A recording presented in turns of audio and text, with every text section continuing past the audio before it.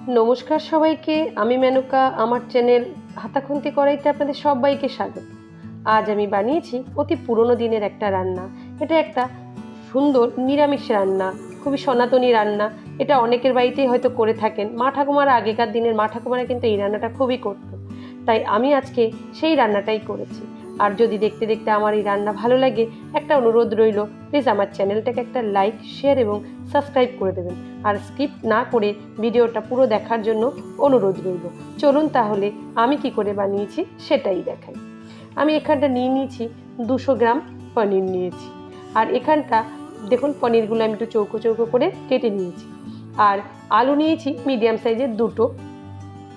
আর এখানটা নিয়েছি 6টার মতন পটল নিয়েছিলাম, সেই পটল এই নিয়েছি। এইগুলোকে আমি ছুলে এরকম চোকলা চোকলা একটু রেখে পটলটাকে একটুখানি ছুলে কেটে নিয়েছি। আর আমি এখানটা 1.5 কাপ মতন চাল নিয়েছি। 1.5 কাপ মতন চালটাকে আমি ধুয়ে এটাকে একটুখানি ভিজিয়ে রেখেছি। আর এই গ্লাসের 1.5 গ্লাস মতন আমি চাল নিয়েছি। আর এবার আমি কড়াইতে একটা তেল দিয়ে দেবো, ওই 1 চামচ ঘি দিয়ে দিয়েছি, 1 চামচ ঘি দিয়ে দিয়েছি। ঘি দেওয়ার পরেই আমি এখানটা কিছু কাজু বাদাম ভেজে নেব। আর 1 চামচের বেশি ঘি দেবেন, এখানটা হালকা একটু অল্প ঘি দিয়েই ভাজবেন, কেননা বেশি ঘি দেওয়ার এখানটা দরকার হবে না। ব্যাস। আর আপনার যদি ঘিতে ভালো না লাগে আপনি এটা তেলেও ভেজে নিতে পারেন। ঘি বাদামটাকে একটুখানি রং ধরতে শুরু করবে তখনই কিন্তু তুলে নেবেন। বাদামটাকে বেশি লাল করে ভাজবেন না, তাহলে দেখতেও ভালো লাগে না, আর খাওয়াটা বাদামের স্বাদটাও কিন্তু পরিবর্তন হয়ে যায়। এবার দেখুন যেই ঘিটুকু আছে সেই ঘিতেই আমি একটুখানি কিশমিশটাও ঠিক একই পদ্ধতিতে এরকম করে নাড়াচাড়া করতে করতে ভেজে নেব। দেখুন সব কিশমিশ যখন এরকম ফুলতে শুরু করে দেন তখনই কিশমিশগুলো কিন্তু হয়ে যাবে। আমার পুরো বাদাম আর কিশমিশগুলো ভাজা হয়ে গেছে। দেখুন যেই ঘিটা রয়েছে তার মধ্যে আমি দিয়ে দেব 2 চামচ মতন সাদা তেল দিয়েছি। এইবার ওই তেলে আমি আলুগুলোকে একটু সোনালি সোনালি করে ভেজে নেব, লাল লাল হওয়া অবধি আলুগুলোকে ভেজে নেব। আর এখানটা আমি কোনো নুন হলুদ কিছুই দেবো না। এই রান্নাটা প্রথমত একটু সাদা সাদা টাইপেরই হয়, কিন্তু একটু দেখার সুন্দর যে এখন সবাই লঙ্কার গুঁড়োও দেয়, আবার কেউ কেউ হলুদও দেয়। আগে এই রান্নাটা কিন্তু একদমই সাদা সাদা হতো। এইবার ওই তেলেই আমি ভেজে নেব, হালকা করে একটু ভেজে নেব পনিরটাও আমি খুবই হালকা করে ভাজবো, এখানটা কিছুই লাল লাল করে ভাজবেন না। আর এখানে একটা আমি ফুল ক্রিম পনির নিয়েছি, আপনারা চাইলে যেরকম ইচ্ছে সেরকম পনির নিতে পারেন। ব্যাস পনিরগুলো আমার প্রায় একটুখানি নাড়াচাড়া করে এপিট এপিট করে আমি কিন্তু পনিরগুলোকেও তুলে নেব। আমি বেশি রং ধরতে দেবো না, একটু সাদা সাদা থাকবে, তাহলেই দেখতে ভালো লাগবে। ওই তেলেই আমি এবার পটলগুলোকেও ঠিক একই পদ্ধতিতে ভেজে নেব। এখানটাও নুন হলুদ আমি কিছুই কিন্তু ব্যবহার করব না। ব্যাস দেখুন পটলগুলো যে একটু হালকা হালকা রং হতে শুরু করবে তখনই কিন্তু পটলগুলো ভাজা হয়ে যাবে। আর পটলগুলো যখন দেবেন তখন কিন্তু হাই ফ্লেমেই ভাজবেন, গ্যাসের ফ্লেম কমাবেন না, তাহলে পটল থেকে জল বেরিয়ে আসবে, তাহলে কিন্তু তেলটার মধ্যে জল আর তেল মিশে যাবে। এবার যে তেল আছে সেই তেলে 1 চামচ মতন ঘি দেবো, জাস্ট একটু গন্ধটা হওয়ার জন্য। তেলের সাথে ঘি মিশিয়ে করলে আপনার কিন্তু ফ্লেভারটা পুরো তরকারিতে চলে যাবে, তাহলে কিন্তু খেতে বেশি ভালো লাগে। এখানটা আমি 2টো শুকনো লঙ্কা দিয়েছি। শুকনো লঙ্কাগুলো দিয়ে একটু নাড়াচাড়া করবো, পোড়াবেন না, কালো করে ফেলবেন না। একটা তেজপাতা দিয়ে দেবো, আর গোটা গরম মশলা দেবো, দারচিনি, এলাচ, লবঙ্গ। ব্যাস এটা দিয়ে আমি একটু নাড়াচাড়া করে এইগুলো দিয়ে যখন একটুখানি সুগন্ধ বেরোতে শুরু করবে তখন এর মধ্যে দিয়ে দেবো আমি আদা বাটা। আমি প্রায় 2 চামচ, ছোটো চামচে 2 চামচ মতন আদা বাটা দিয়েছি।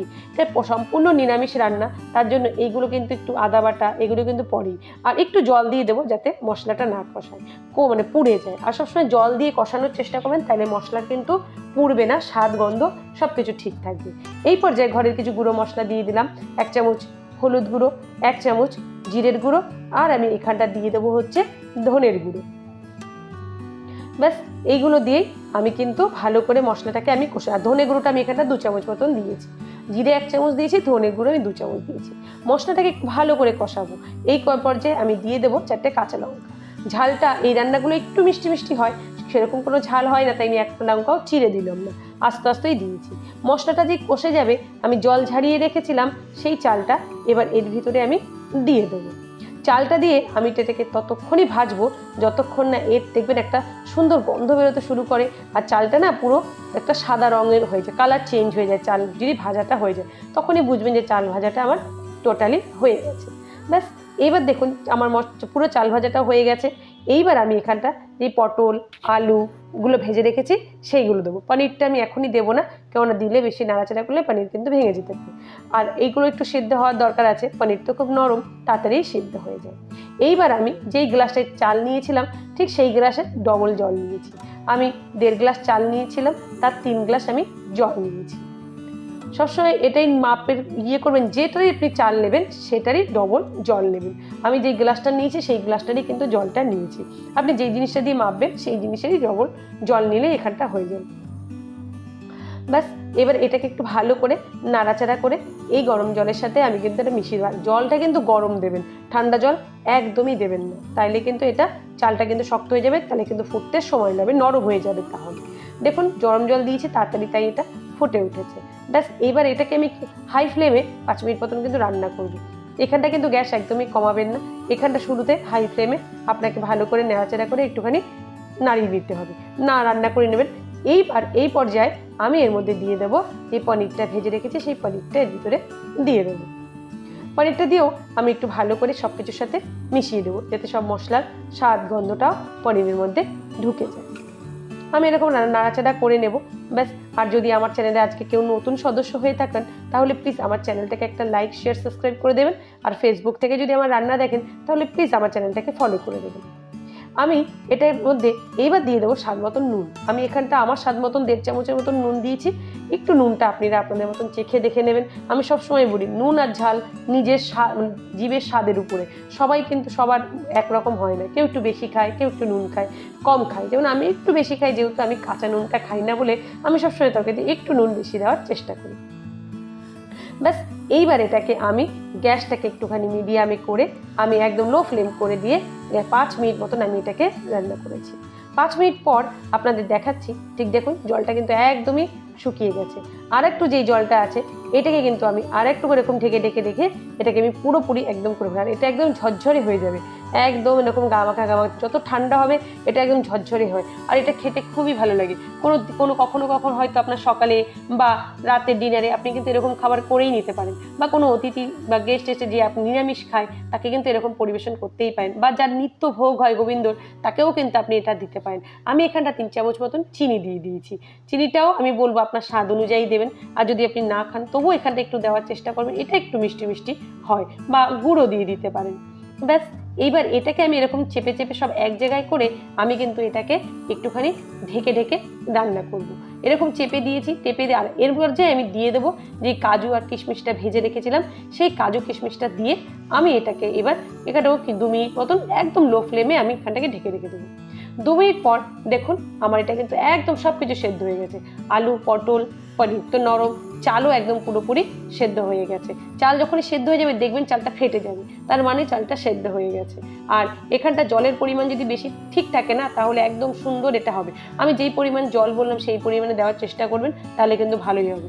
আর যদি পুরনো চাল হয় না তখন কিন্তু একটু জল বেশি দেবেন, আর নতুন চাল হলে একদম যতটুকু জল ততটুকুই চাল, ততটুকুই তার ডবল জল দিয়ে দেবেন। এইখানটা আমি দিয়ে দিয়েছি 1 চামচ মতন গরম মশলার গুঁড়ো। গরম মশলার গুঁড়োটা দিয়ে আমি একটুখানি এটাকে, আর এর উপর দিয়ে গরম মশলার গুঁড়ো দিয়েছি, আর আমি এখানটা কিছু কাঁচা লঙ্কা দিয়ে দেবো, 2-3টে কাঁচা লঙ্কা। এতে গন্ধটা অসাধারণ হয়। দেখুন আস্তে আস্তে পুরো আমার এই রান্নাটা থেকে তেল ছাড়তে শুরু করে দেয়। এবার আমি এটাকে কি করবো, একটু নেড়ে চেড়ে দেবো। নেড়ে চেড়ে দিলে কি গরম মশলাটা পুরো যেন লেগে যায়। এইবার আমার এই রান্নাটা আমি একদম কমপ্লিট হয়ে গেছে। এটাকে কমপ্লিট করব, 1 চামচ ঘি উপর দিক দিয়ে দেবো। দিয়ে এটাকে আমি একদম একটু ঠান্ডা হওয়ার জন্য আমি এটাকে ঢেকে রেখে দেবো। এই ধরুন 5 মিনিট মতন আমি একদম পুরো এটাকে রেখে দিয়েছি, কোনো নাড়াচাড়া করিনি। 5 মিনিট পর আমি একটা বাটিতে এটাকে বেরিয়ে নিয়েছি। দেখুন এটা দেখতে কতটা সুন্দর হয়। আর যদি ভালো লাগে আমার এই ভিডিওটা, প্লিজ আমার চ্যানেলটাকে একটা লাইক শেয়ার এবং সাবস্ক্রাইব করে দেবেন। সবাই ভালো থাকবেন, সুস্থ থাকবেন, হাতা খুন্তি কড়াইয়ের সাথে থাকবেন।